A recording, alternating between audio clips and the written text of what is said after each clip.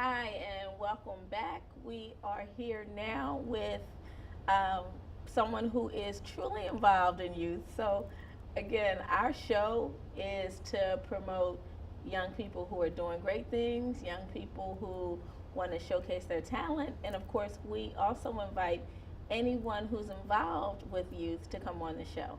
So, tonight we are blessed to have I want to say Mrs. Donna Pugh with us, and she is going to tell you all about a great program that all of us need to know about. And the most important thing for me is that even if it's not for you, share it because somebody out there needs to know about this.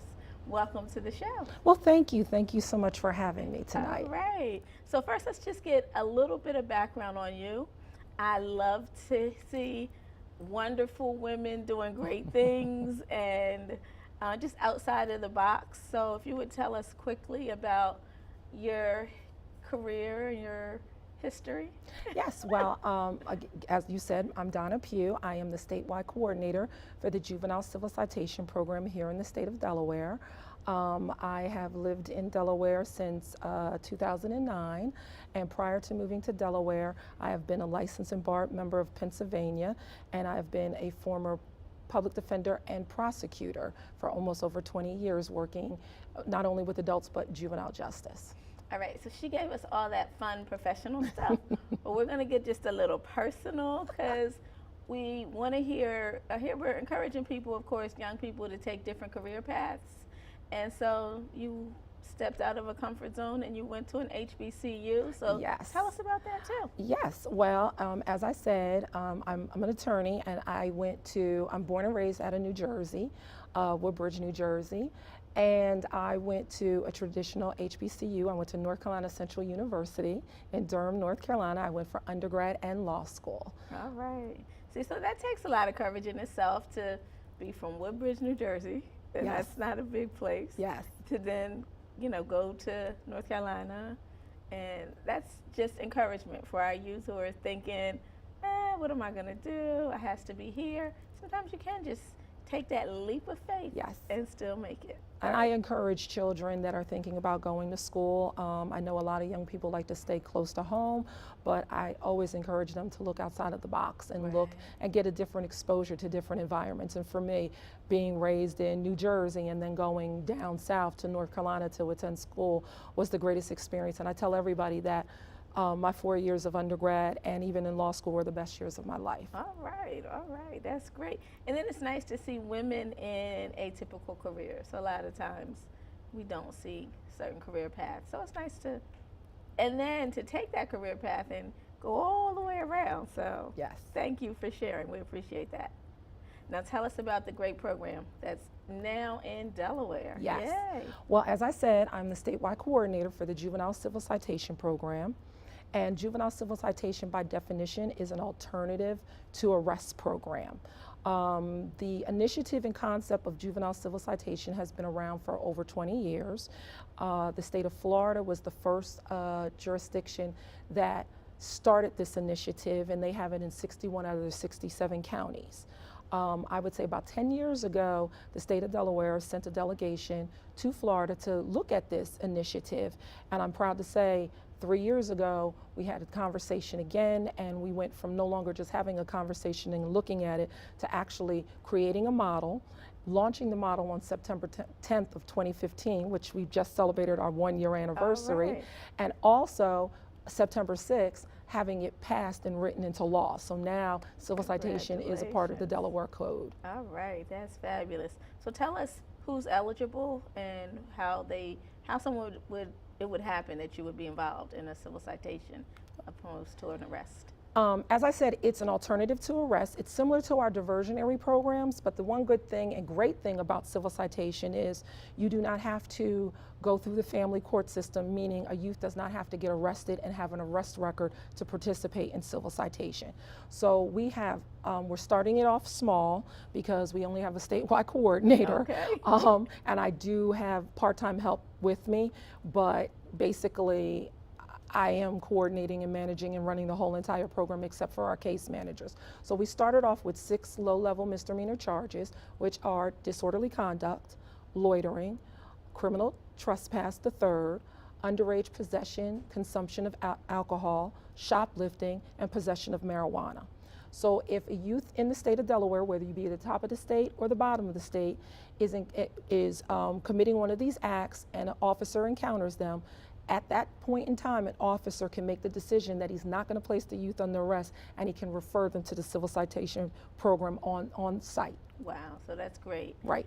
And that's important, and hopefully we'll have an officer come on soon to tell us about behavior. So it's important that you interact correctly, because that officer can save you from having to go through the system. Exactly. And once the officer makes the referral, the civil citation form is actually in the lease, the law enforcement information system, their database that they have. Okay. So they'll be able to access from their car any laptop or computer that they have, Okay. and they issue it and they print it and they give it to the youth. They're supposed to contact the parent or guardian to make sure that the parent or guardian wants the youth to participate in the program. And we very rarely have a parent that's going to say, I don't want my child to participate, knowing that the alternative is that they could be placed under arrest. Right. At that point, the officer can give the youth the form, and he does not have to take the youth to the station. They don't have to wait for parents to come to pick up a youth or anything like that.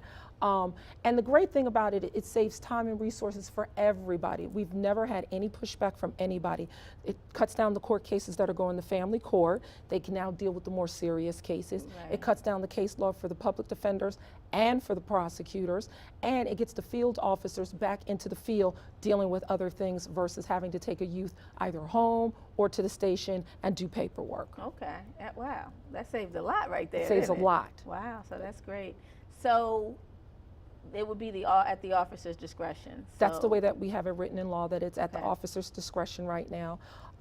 But we started it, when we launched it, we started it with the school resource officers, and now it's statewide that every officer across the state of Delaware has access to lease. But I get phone calls probably 6-7 times a day from officers that are trying to see if this youth is eligible. So law enforcement officers are very excited about the program, and they're utilizing it a lot. That's great. That's great. So we're excited about Delaware and you and the program. What else do you think we should know as parents and children and just citizens of Delaware?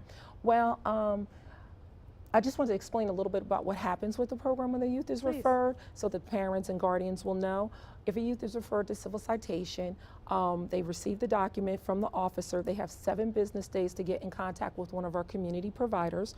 We utilize Wraparound Delaware in Newcastle County, and we utilize Community Supervision Resource Connections in Kent and Sussex County. Both are community providers that the Children's Department and Division of Youth Rehabilitative Services already have contracts with.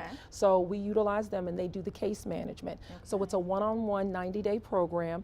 The youth will do a risk and assessment, which is called the PAC assessment, which is a positive achievement change tool, and that identifies risk and needs of the youth. And they have a conversation in a meeting with the parent and the youth to find out what their needs are, be it, if the child has a substance abuse issue, if they have some mental health issues, if they're having issues with something going on with school. The case manager has all the community resources. So it's a true community program, and I encourage any parent that receives it, be open and honest with the case manager, because it is the first preemptive opportunity that you can get services. And I must also tell you, it's all for free. Hey, it's all for free. So you do not pay anything to be in the civil citation program.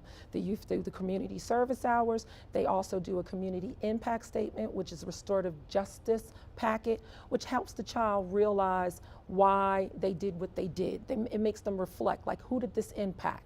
Whose lives did it touch? What could I do better to make better decisions? So it's been doing really, really well. We've had over 230 referrals in our first year. We have a 90% successful rate. 95% of the youth that are referred are eligible and participate. And we are also, I think we're having an impact on our disproportionate minority contact, because that is a high number that we have here in the state of Delaware. And right now, 68% of our youth are minority that are being referred to the program. Because that was going to be my next question. How do we make sure that the officer, since it's at the officer's discretion, sometimes we feel it's not always fair. Is it something that will even be monitored to see? Well, we collect all the data. We know all of the referrals that come in. We see where they're coming from. And I'm also not only doing law enforcement training, but I do community events. I do resource fairs. I do Okay, school, great. back to school nights, unity days, and I do community events. And if anybody's interested and they want to contact you and get my contact information, I'm going all over the state to spread the word, because I feel the officers know about the program, but I want the community to know about the program. So if you get that phone call about your son, your daughter, your niece, your nephew, and you know that they have never been in trouble before, it might be a nice conversation to have with the officer and say, what about the program that I heard for first-time offenders? Is my Right. child eligible for that program? So that way we make sure that, they can utilize this program. Okay, that is really good. Now, again, tell us what the offenses are once more so we can. Okay, the offenses they're all low-level, first-time misdemeanor offenses, so you could not have had any contact with the court before, but it had to be a criminal contact. If you've had truancy or a traffic violation, you'd still be eligible. Okay. And the charges are disorderly conduct, criminal trespass the third, loitering, underage drinking, possession of alcohol, possession of marijuana, and shoplifting. Wow.